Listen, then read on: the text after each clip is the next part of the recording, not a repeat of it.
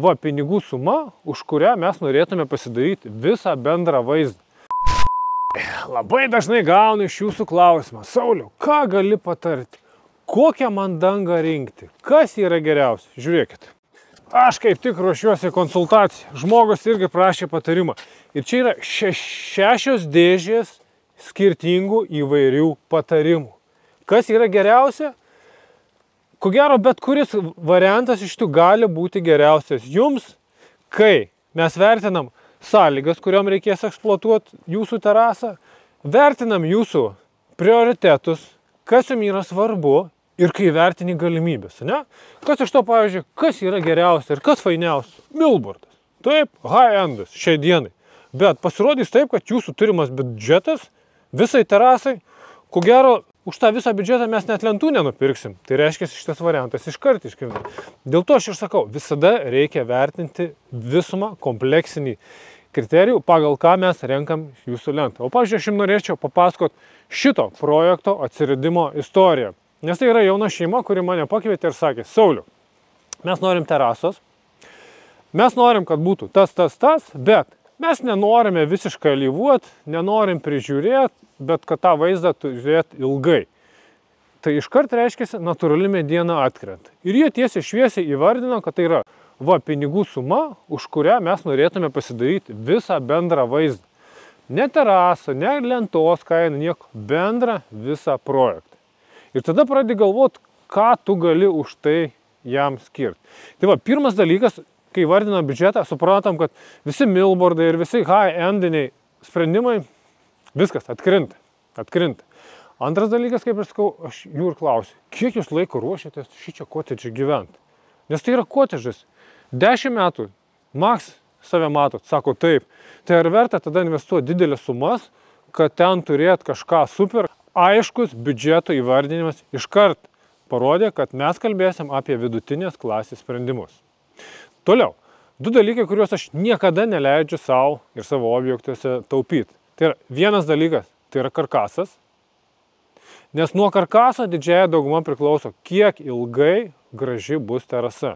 Palikt gražią terasą gali bet kuris. Padarimo momentu visos jos gražios, bet kaip atsakingai bus padaryti ta dalis, kurios jūs niekad nematot, priklauso, kiek laiko ilgai jūs ją džiaugsitės. Čia lygiai tas pats, kad mašinos dažymas. Atvažiavo mašina su prakiurusiais sparnais, yra vienas variantas juos tiesiog makrofleksu užpūst ir uždažyti. Atidavimo momentu viskas atrodys gražiai, bet po pirmos žiemos viskas vėl išlys ir viskas išpūst.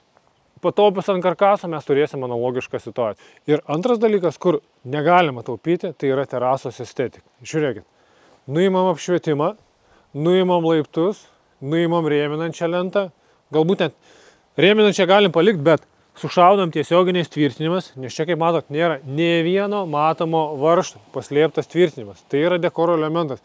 Ir mes gausim pusiau neįskustą, neįluptą variantą, tiesiog elementarų plotą, bet mes būsim sutaupę kokią 30–40%, nes tai yra papildomos medžiagos, tai yra 2–3 daugiau darbo laiko, neis padaryti visą plotą.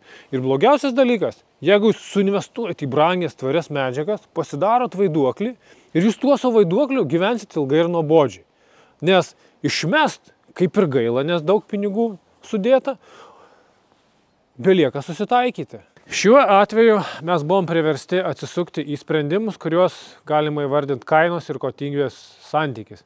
Ir šiuo atveju mums geriausia pasiteisinęs yra Lenkų gamintojo VPC lenta Gambrato gaminamo. Tai yra tuščiavidurė lenta. Kuo man jinai patinka?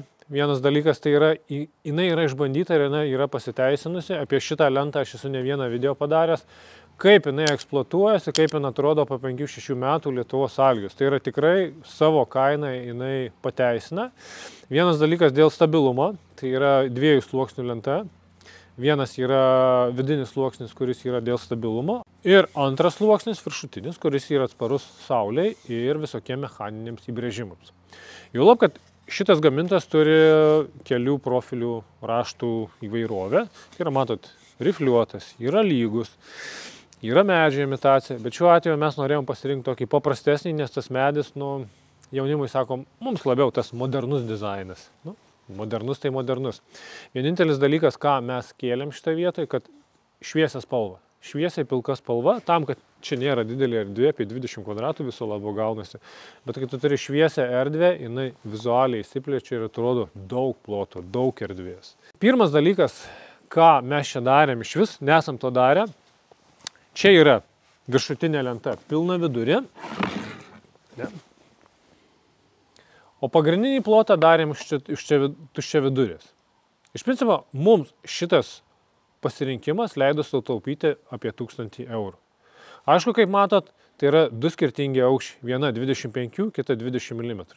Gavom tokį gamybinį iššūkį, bet viską išsprendėm, nes Gamratas tai yra PVC pagrindu padaryta terasinė lenta ir žiemą prie didelių šalčių jinai gaunasi šiek tiek trapi, o rėmininti lenta gauna didžiausią krūvį lipimo momentu.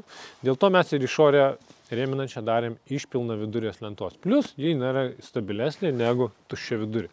Tai va, kaip sakot, mes sutaupėm 1000 eurų vidų patį plotą parinkdami iš paprastesnės, pigesnės lentos. Dabar pakalbėkim apie Gamrato minusus, nes ten, kur tu darai išlygą, reiškia, tu turi kažkokį šalutinį poveikį. Šiuo atveju aš visada užsakovą supažindinu su tuo šalutiniu poveikį, kuris leidžia mums sutilpti į norimą biudžetą. Gamrato minusai. Jis yra pakankamai teplus ir pakankamai lengvai geria drėgmę. Ne? Kad to išvengti, yra priemonės, kad uždaryt paviršių, uždaryt poras ir jis negertų vandens. Tai dabar dažniausiai yra iš mūsų partnerių 3 produktai. Du yra vokos, tai yra vienas yra Woodshield'as, tai yra nano dangos pagrindu sukurtas preparatas, kuris grinai užrakina, bet jisai nekeičia spalvos. Antras voka tai yra bespalvė alyva, trečias Osmo irgi yra būtent VPC skirta alyva. Visos šios 3 priemonės padaro tą patį. Tai užrakina poras ir neleidžia lentai gerti drėgmės. Tik, kaip matot, norimas rezultatas gaunasi skirtingas. Nano danga praktiškai nepakeičia spalvos. Jeigu pradėjus 1:1, matosi, kad šiek tiek pagelta, geltonesnį atspalvį, voka šiek tiek linka geltonumo, o Osmo pasodrina tą jinai jau spalvą pasidaro, jinai toks kaip vaškuotas paviršius pasidaro. Tai va, šiuo atveju, kokio rezultato nori, tokią priemonę reikia ir pasirinkti. Skirtumas, ko gero, tik tai tarnavimo trukmė. Nano danga, šildas, skaitosi, kad gamintojas sako, 3 metus gali tarnauti. Alyva, suprantat, labai priklauso nuo to, kiek jinai gaunasi tiesioginio saulės spindulių. Nes saulės spinduliai ją tikrai veikia ir tikrai išdegina.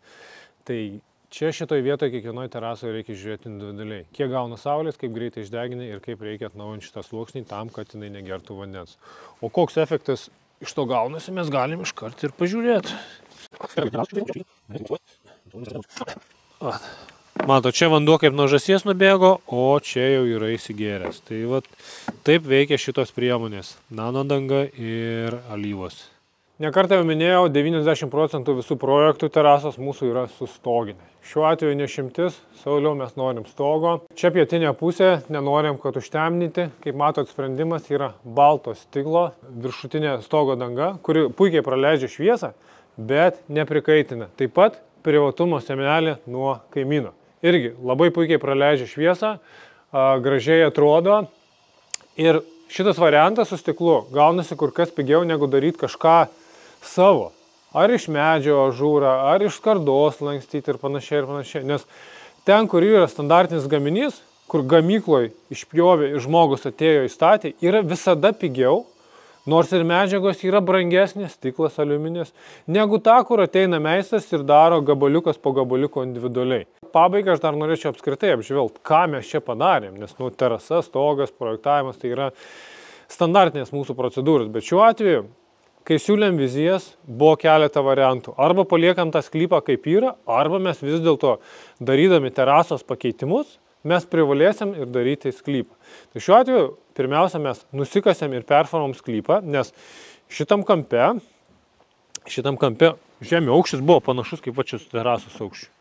Bet anas buvo lygiai su trinkelėm.